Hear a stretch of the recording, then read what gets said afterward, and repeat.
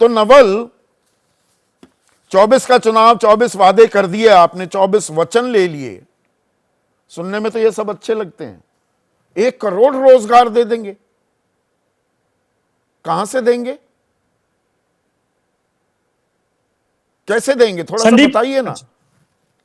ये संदीप जी, अगर अगर आपको ध्यान होगा तो बिहार चुनाव 2020 में हमने जो 10 लाख वादे किए थे, और उस समय 10 लाख नौकरी के वादे जो किए थे, उसमें कहे थे कि ये जो नौकरियां हैं ये रिक्तियों के आधार पे हैं।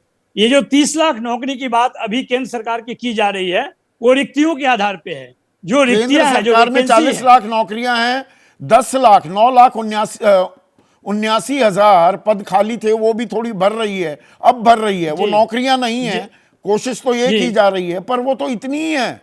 30 लाख और केंद्र में, और 70 लाख और जोड़ दिए आपने। मैं इसलिए ये सवाल पूछ रहा हूं, सुनने में तो अच्छा लग रहा है।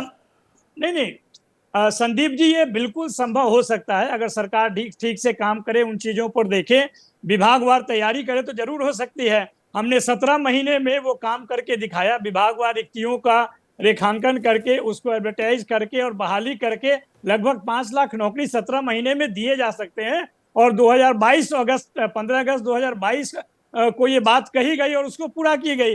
अगर कोई सरकार ठीक से काम करे, ढंग से काम करे और वादों पे खड़ा उतरे तो वो जरूर कर सकती है। और उन दृष्टि से ये बातें कही जा रही हैं कि अगर हम केंद्र में सरकार में आते हैं तो ये काम करेंगे, और उसका हिसाब किताब भी बताया जा रहा है। दूसरी बात महत्वपूर्ण ये 2.5 लाख करोड़ का, 2,56,000 करोड़ का तो कर्ज है बिहार पर। और ये जब नीतीश कुमार के साथ आपका गठबंधन था, नीतीश कुमार ने कहा था, जब आपने 10 लाख नौकरियों का वादा भी किया, बीजेपी ने बढ़कर 19 लाख पर ले गई थी उस आंकड़े को, कि अरे भैया पैसा कहां है।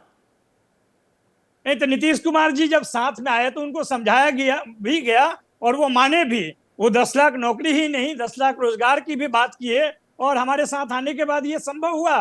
तो जब भी कोई सरकार संजीदगी से काम करेगी और चीजों को समझेगी तो ये काम हो सकता है।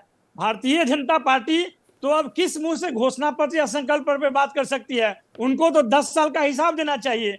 जो बातें उन्होंने कही है पिछले 2 चुनाव में घोषणा पत्र के माध्यम से, अब उनका हिसाब देने का समय है। हम तो जो काम कह रहे हैं उसका आधार भी है कि हमने बिहार जैसे राज्य में, जहां पर कि खुद नीतीश कुमार कह रहे थे कि कहां से नौकरी दोगे, कहां से ये काम होगा, वहां पे ये करके दिखाया। तो अगर हम केंद्रीय स्तर पे ये बात कर रहे हैं तो जरूर इसको सिंसियरली जनता सीटों पर चुनाव लड़ रहे हैं, केंद्रीय स्तर की बात हो रही है। बीजेपी तो आरोप लगा रही है नौकरी के बदले जमीन कितनी लिखवाओगे।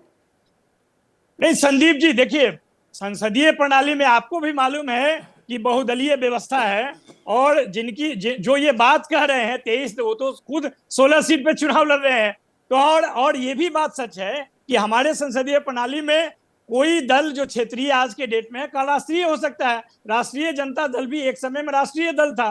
तो ये क्षेत्रीय दल, राष्ट्रीय दल और चुनाव कितने पे लड़ रहे हैं, ये तो खुद भाजपा कह रही है कि 400 सीट का जो नैरेटिव कर रही है उसमें मात्र 30 सीट दूसरे को दे रही है, 370 खुद को ले रही है। तो ये कोई बात नहीं हुई। बात ये सबसे जरूरी है कि किस दृष्टि से आप लोगों के पास जा रहे हैं और सामूहिकता के साथ में किन बातों को कह रहे हैं। ये बात संभव नहीं हुआ, ऐसा बात नहीं है। 1977, 89 और 2004 का चुनाव है, इस बात करता है कि एक बार कार्य संभव हो सकता है जब 30 साल के बाद मंडल कमीशन का गठन हो सकता है, और उसके 10 साल के बाद मंडल कमीशन लागू हो सकता है, और उसके 25 साल के बाद उसी आधार पे जातिगत जनगणना बिहार में हो सकती है। तो संभव तो हो सकता है, करने वाला संभव हो सकता है, पर यह सपना ही दिखाया जा रहा है क्या।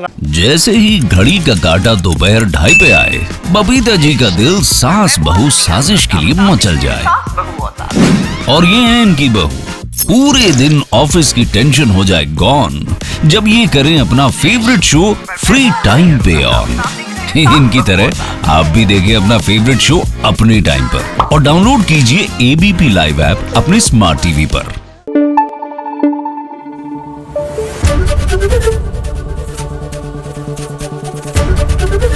एबीपी न्यूज आपको रखे आगे।